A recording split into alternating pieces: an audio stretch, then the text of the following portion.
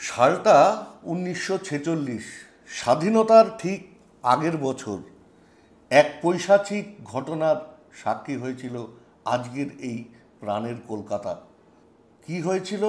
মুসলিম লীগের অত্যাচারে হাজার হাজার হিন্দু বাড়িঘর ছেড়েছিলেন, কুপিয়ে মারা হয়েছিল শয়ে শয়ে হিন্দুকে, ধর্ষিত হয়েছিলেন মহিলারা। এমনকি এই পৈশাচিক অত্যাচার থেকে বাদ যায়নি ছোট ছোট শিশুরাও। হিন্দু মুসলিমের এই দাঙ্গা উদ্দেশ্য ছিল বাংলাকে ভাগ করার। সেই সময় হিন্দুদের পাশে দাঁড়িয়েছিলেন কলকাতার কসাই নামে পরিচিত গোপাল পাঠা, যিনি মাংস বিক্রেতা, কসাই বলে পরিচিত। তার নাম ছিল গোপাল পাঠা। তিনি হাজার হাজার বিতাড়িত হিন্দুদের আশ্রয় দিয়েছিলেন, তাদের পাশে দাঁড়িয়েছিলেন, মহিলাদের পাশে দাঁড়িয়েছিলেন, মুসলিম লীগের বিরুদ্ধে রুখে দাঁড়িয়েছিলেন। কিন্তু দুঃখের বিষয় কি জানেন তো, এই গোপাল পাঠা, এনাকে কজনে চেনে? ইতিহাস ভুলিয়ে দেওয়া হয়েছে আমাদেরকে। আপনি ইতিহাসের বইয়ের পাতায় এই ঘটনা পাবেন না। ইতিহাস ভুলিয়ে দেওয়া হয়েছে আমাদেরকে।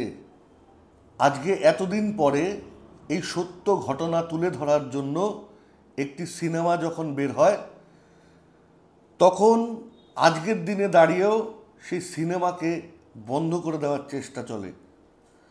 মানে ভাবতে পারছেন, সত্য ঘটনা দেখানো যাবে না, তাতে সরকারের ক্ষতি হয়ে যেতে পারে। ছবির নাম দ্য ক্যালকাটা ফাইলস। বিবেক অগ্নিহোত্রীর এই ছবিতে অভিনয় করেছেন আমাদের বাঙালি মিঠুন চক্রবর্তী, শাশ্বতর মতো তুখর অভিনেতারা। গতকাল এই ছবির ট্রেলার লঞ্চ হয়। লঞ্চ হতেই একটা তুমুল অশান্তি। কলকাতার একটি হোটেলে বিবেক অগ্নিহোত্রী তার সিনেমাটি ট্রেলার লঞ্চ করার জন্য আয়োজন করে। তৎক্ষণাৎ পুলিশ গিয়ে বাধা দেয় এবং ট্রেলারটি লঞ্চ করতে বারণ করে। একবার ভাবুন, আমরা কোথায় বসবাস করছি। ভাবার সময় এসেছে। একটা সিনেমা, সেটাকে লঞ্চ হতে দিচ্ছে না সরকার। কিন্তু এভাবে তো আটকানো যায় না। আটকানো যায়? এখন সোশ্যাল মিডিয়ার যুগ। যার দেখার ইচ্ছে হবে সে নিশ্চয়ই কোনো না কোনোভাবে ঠিক সিনেমাটা দেখবেই। আপনি আটকাতে পারবেন? কারণ মনের বিরুদ্ধে তো কোনো কাজ করা যায় না। যার মন যেটা চায় সেটাই হয়। আমার কথা হলো, ইতিহাস জানতে চায় মানুষ। মানুষ ইতিহাস জানতে চায়। কেন মানুষের মনকে বাধা দিচ্ছেন? মানুষের মনকে বাধা দেওয়া যায় না। ইতিহাস কিন্তু মোছা যায় না, একদিন উন্মোচন হয়। আর শেষে একটা কথাই বলবো, হিন্দুরা জাগুন, বুঝুন। তো সিনেমার ট্রেলারটি আমি আপনাদের দেখাবো, আর সিনেমাটা আমি তো দেখবই অবশ্যই। আশা করি আপনারাও দেখবেন। শেষে এটুকুই বলবো, হিন্দুরা জাগুন, বুঝুন, সময় এসেছে। तैमूर। लेकिन सोचो, सन 2050 जब ये इंडिया का पहला युवा माइनॉरिटी प्राइम मिनिस्टर बनेगा, तब हमारी डेमोक्रेसी की कितनी बड़ी जीत होगी।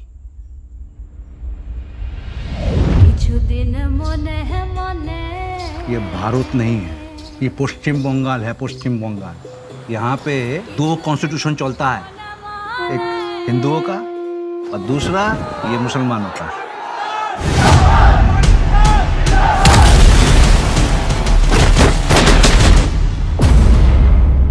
जिन्ना मेरे भाई, भारत का मुसलमान तो कन्वर्ट है, पहले तो सब हिंदू ही थे ना। हमारा डीएनए एक है। नो मिस्टर गांधी, हिंदू मुस्लिम एक नहीं है। आप वेदों को मानते हैं, हम कुरान को मानते हैं, आप लाखों भगवान को मानते हैं, हम सिर्फ अल्लाह को मानते हैं। पाकिस्तान से दिल नहीं भरा तो जिन लोगों को कोलकाता नहीं चाहिए, इसलिए डायरेक्ट एक्शन डिमांड आ रहा है। भारत हिंदुओं का राष्ट्र है और इस युद्ध में हिंदू हार रहे हैं। जीत कौन रहा है? जिन्नात, क्योंकि हम सब नशे में चूर हैं और इस नशे का नाम है गांधी की अहिंसा। पाकिस्तान जिंदाबाद।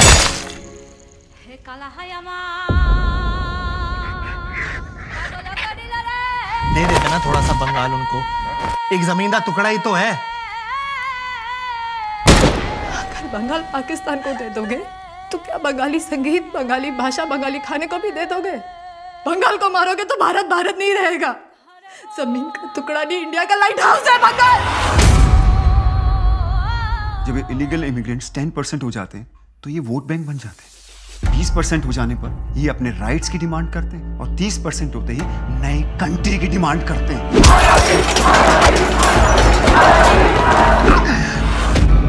जो पार्टीशन 1947 में शुरू हुआ था वो आज तक चल रहा है और कभी खत्म ही नहीं होगा।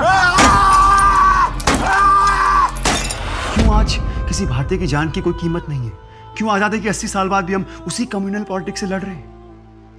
क्या हम आजाद हैं? और अगर आजाद हैं तो इतने बेबस क्यों हैं?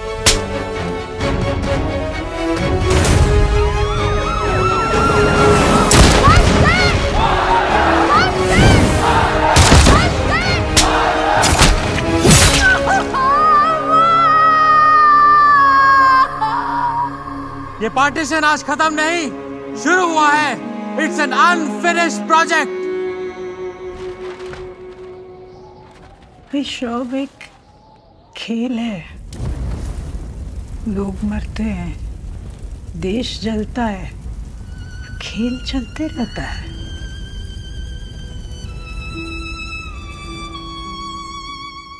तू बता सकता है इसमें से we the people of Bharat कौन है? भारतीय तो है।